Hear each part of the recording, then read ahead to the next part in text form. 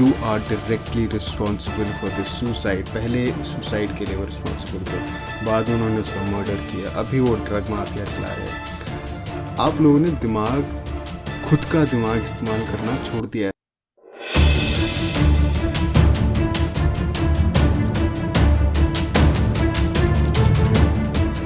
उसके पास कोई एविडेंस नहीं है, उसकी बातें they don't add up, they have zero logic, but हम उसकी बातें अंधे होकर मानेंगे क्योंकि वो एक बेबाक मोदी सपोर्टर है। अब क्या करोगे यार, अब तो मोदी जी ने कंगना रनौत की मल्टीपल ट्वीट्स जो पिछले 2 महीने से उन्होंने मोदी जी को किए हैं, और जिसमें उन्होंने करण जौहर को मेंशन किया है कि करण जौहर उनके जान के पीछे पड़ जाएंगे, Modi ji ignored all of those tweets and he replied to Karan Johar's tweet with a very sweet reply. Do you see that? Are you confused now? अब आप किसके लॉयल हो, कंगना रनौत के या मोदी के? आई एम प्रीटी श्योर आप स्टिल कंगना रनौत के ही लॉयल हो, क्योंकि कंगना भक्ति अब बहुत ऊंचे लेवल तक पहुंच गई है। 2016-17 में पूरा लेफ्ट विंग उसको they literally idol worshipped Kangana Ranaut. Whatever she used to say, the outrageous accusations she used to make on people, mostly men, the personal attack she used to do on people like Hrithik Roshan, Adhyan Suman, and how she twisted their words, their responses to suit her own narrative, and the gullible leftists just believed everything that was coming out of her mouth. She was a symbol of feminism, raw woman power, raw everything, every great movement you can think of in 2016, 2017. Our left liberals made Kangana Ranaut the symbol of that movement. And then one fine day Kangana Ranaut ने मोदी जी की तारीफ कर दी और ऐसे पलट गया मामला. तो फिर वो लेफ्ट विंग की विलन बन गई और राइट विंग की भगवान बन गई, और वो मामला अभी तक चलता आ रहा है. वो कहती है कि आलिया भट्ट और करण जौहर सुशांत को मारना चाहते थे, और इस चीज़ का सबूत ये है कि कॉफ़ी विद करण में आलिया भट्ट ने किल मैरी हुकअप गेम में किल के नाम के आगे सुशांत का नाम लिया, और ये इस चीज़ का सबूत है कि वो मारना चाहती थी विद करण जौहर. वो कहती है मेरे 7 साल का अफेयर चला ऋतिक रोशन के साथ, मेरे पास कोई सबूत नहीं है. हम सब उस एज में 6 कैमरा जेब में लेके घूम रहे थे, बट मेरे पास कोई सबूत नहीं था सिवाय एक मॉफ्ड पिक्चर के जो ऋतिक रोशन की वाइफ ने ही एक्सपोज की, बट हम लोग उसकी बात मानते हैं. वो कहती है कि मुझको अंकिता लोखंडे ने पर्सनली बताया कि सुशांत को किस तरह हरास कर रहे थे करण जौहर और आदित्य चोपड़ा, और फिर अंकिता लोखंडे अगले ही दिन इंटरव्यू में बोलती है कि ये ऐसा कुछ भी नहीं हुआ था, वो लोग उसको गाइड करते थे, भंसाली चोपड़ा वगैरह, वो उससे फ़ोन पे बात करते थे, वो उन्होंने उसको फिल्में ऑफ़र की थी, बट वो हमने नहीं सुना क्योंकि अंकिता लोखंडे हमारे लिए बस एक बेचारी लड़की है, हमारी प्रेरणा तो कंगना रनौत है, तो वो हम इग्नोर कर देंगे. तो भक्तों, एक्स भक्तों लेफ्टिस्ट और प्रेजेंट भक्तों right wingers, it is not medically risky to use your own brains. अगर आप हर पहलू देखेंगे, इंसिडेंट्स होते रहते हैं पब्लिक आई में, कुछ ना कुछ बुरा या अच्छा होता रहता है, या तो you ignore it and you carry on with your own life, right. लेकिन if you are very active on Twitter, on Facebook, if you cannot hold yourself back from expressing your outrage on social media, even going to people's personal profile and abusing them, at least try to do some homework. दोनों side पहलू के देखो और फिर अपना एक conclusion draw करो, instead of उसने ये कहा है, उस इन्फ्लुएंसर ने, अनुराग कश्यप ने ये बोला है, सच होगा क्योंकि उसने तो गैंग्स ऑफ वसेपुर बनाई है, उसको तो सब पता है. उसके पास एविडेंस नहीं है, बट वो बहुत इंटेलिजेंट है, बहुत अच्छी फिल्म बनाता है, तो उसको सब पता है. ओह, कंगना रनौत ने ये कहा है यार, वो तो झांसी की रानी है, उसने तो उसमें मनी करने का में काम किया, तो वो तो पेट्रियट है, वो तो झांसी की रानी का अगला जन्म है. वो तब उनका हुआ था वॉर में, और उसके बाद डायरेक्टली उन्हें अब कंगना रनौत के रूप में पैदा हुई है.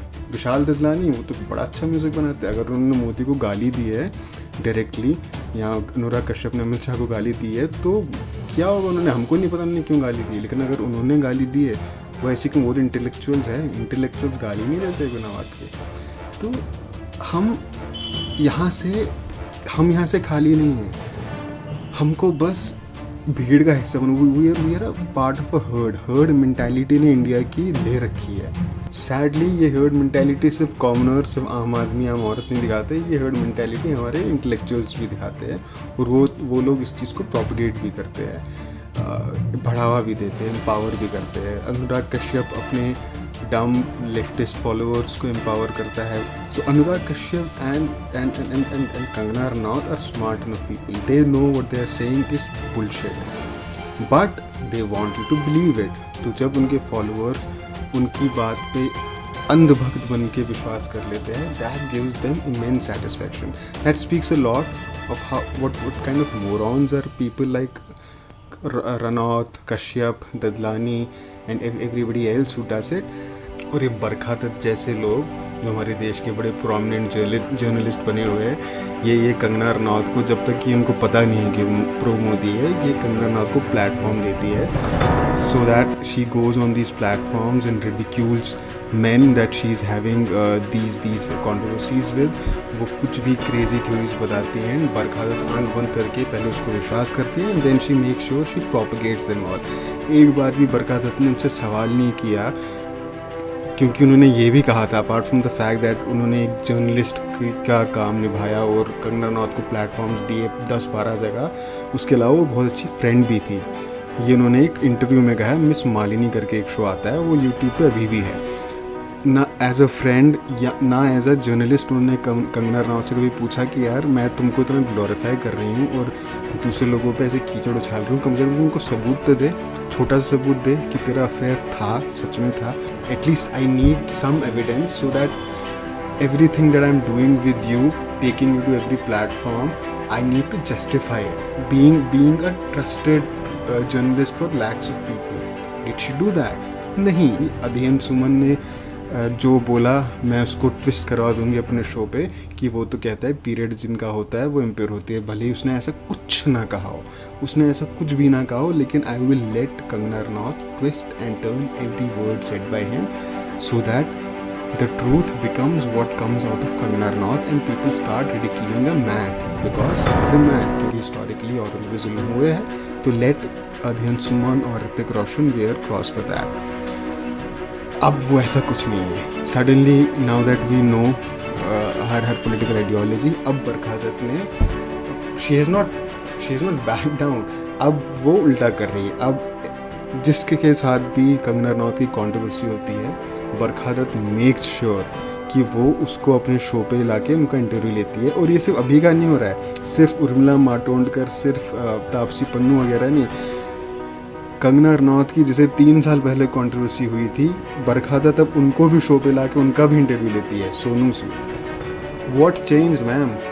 कंगना रनौत अभी भी उतनी क्रेजी बातें कर रही है, उतनी आउटरेजस थ्योरीज, एक्यूजेशंस कर रही है जो वो 3 साल पहले कर रही थी। Why do you not trust her now even though you more than trusted her, you literally worshipped her publicly. आपने इतना बहन चारा तो किसी से नहीं दिखाया जितना आपने बहन चारा कंगना रनौत से दिखाया था 3 साल पहले। तो अब क्या बदला यार? Sadly we follow these morons, we worship these morons. हमको लगता है इन्हीं को दुनियादारी पता है, इन्हीं को लॉजिक पता है, इनके पॉलिटिकल व्यूज़ सुन लो और घोट लो अंदर, और हर जगह वहीं जहर फैलाते रहो, फेसबुक पे, पर्सनल ट्विटर पे। और इनके पर्सनल व्यूज़, इनके फेमिनिज्म पे व्यूज़ जो ये बोलेंगे वो हमारा सच है। हमारा सच कुछ नहीं है, हमारा व्यू कोई नहीं है, हम में कुछ नहीं है, हम खाली है।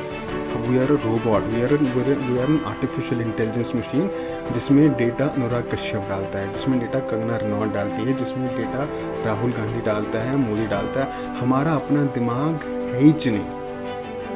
Subscribe to Legend Martini for your daily dose of lifestyle, movies, fashion, career, health and wellness, and everything else under the sun. Don't forget to hit the bell icon.